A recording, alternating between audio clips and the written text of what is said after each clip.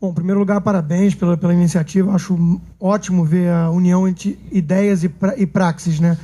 E essa ideia está muito bem escrita no Hernando de Soto, né, sobre o Mistério de Capital. E ele falava muito de dead capital, né, o conceito de capital morto. Na época que o livro foi escrito, ele calculava em mais de 9 trilhões de dólares na América Latina. Ele é um peruano. E a minha pergunta seria na linha de se há relatos, acho que talvez o caso de Cantagalo seja muito incipiente, mas se há relatos de outros casos bem-sucedidos na região, similares ao nosso, né, próximos da nossa realidade, de se aumentou muito realmente transações comerciais, se esse capital foi usado, por exemplo, para hipoteca, alguma coisa do tipo, que nos Estados Unidos, por exemplo, a principal fonte de recursos para poupança, para investimento, tem sido o setor imobiliário.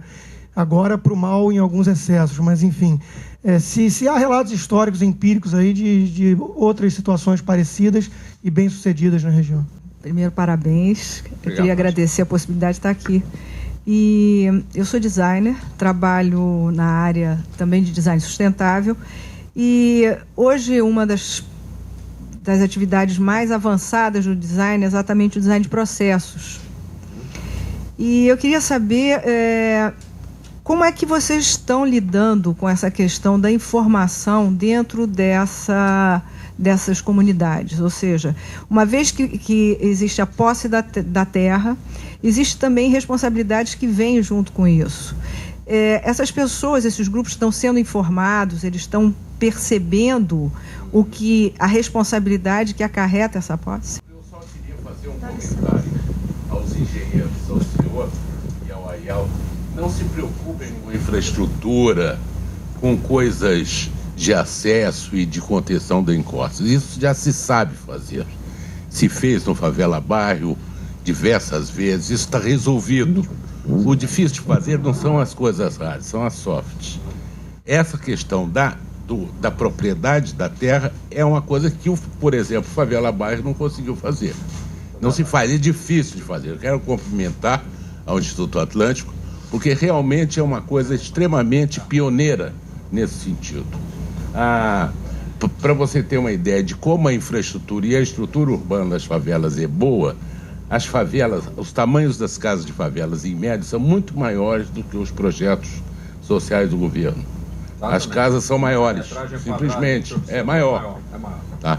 Às vezes mora mais gente, mas é maior. Pois é, mas está diminuindo. Exatamente. Eu queria lembrar que o professor Flávio Ferreira tem nos auxiliado já há vários anos a entender um pouco melhor o fenômeno. Ele esteve altamente inserido outra briga nossa, que era pelo Rio de Janeiro como cidade, eventualmente uma cidade de características especiais, que é uma cidade-estado.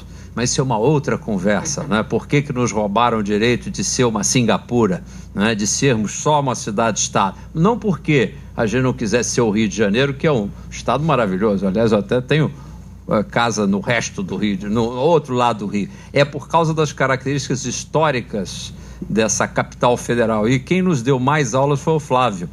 E uma das coisas que ele nos ensinou foi exatamente sobre esses projetos estruturantes que muitas vezes ficam pela metade, e foi naquele livro que você me levou certa vez e que havia lá entre o seu artigo e outros artigos, porque ele participou vivamente de vários projetos do Favela Bairro, mas que demonstrava que ao final e ao cabo exatamente a questão fundiária, por ser mais complexa e o pessoal tinha pressa, ficou para trás, ficava sempre para trás.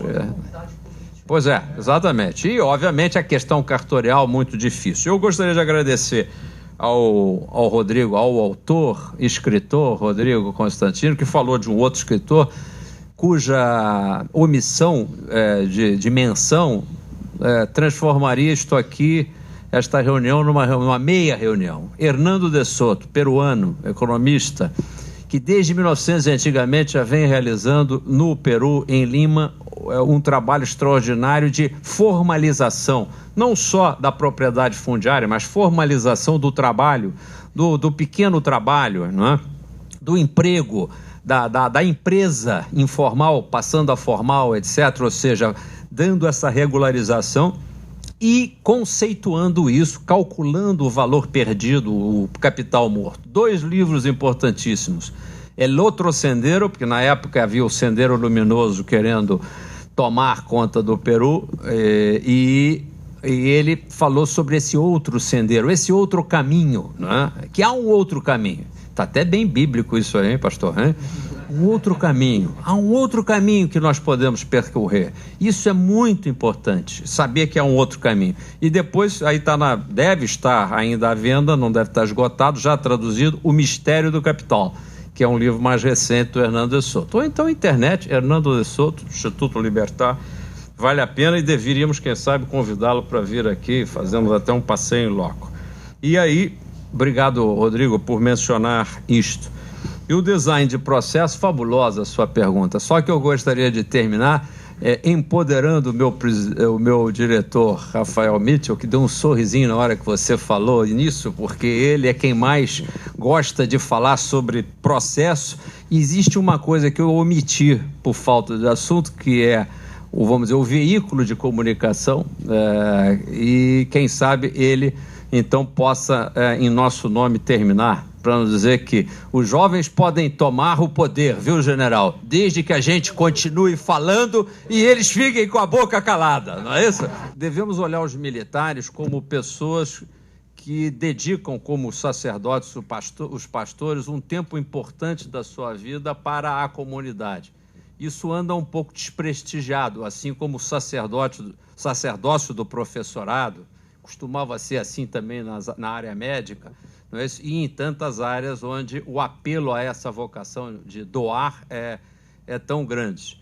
Eu acredito que as Forças Armadas nunca perderam essa vocação e, portanto, eu faço aqui um elogio público a esse trabalho que vocês desenvolvem de manter o Brasil íntegro. Bom, vou ser bastante breve aqui, na verdade, na resposta para a Ângela, mas a questão da comunicação com as pessoas que vão ser beneficiadas, na verdade, com essa titulação da propriedade, como eu cochichei aqui no seu ouvido, é pedra fundamental para qualquer trabalho nesse sentido, antes de qualquer coisa, né, Paulo? A primeira conversa que a gente teve lá com o pessoal da comunidade, a primeira coisa que foi dita é essa: para vocês poderem ter o direito, na verdade, à propriedade, vocês têm os deveres inerentes a essa propriedade, naturalmente. E a comunicação sempre foi bastante franca nesse sentido, bastante honesta, até porque em vários momentos críticos eles tiveram a oportunidade de, enfim, retroceder, não retrocederam, quiseram continuar com esse trabalho e com, naturalmente, os ônus que vêm dessa propriedade.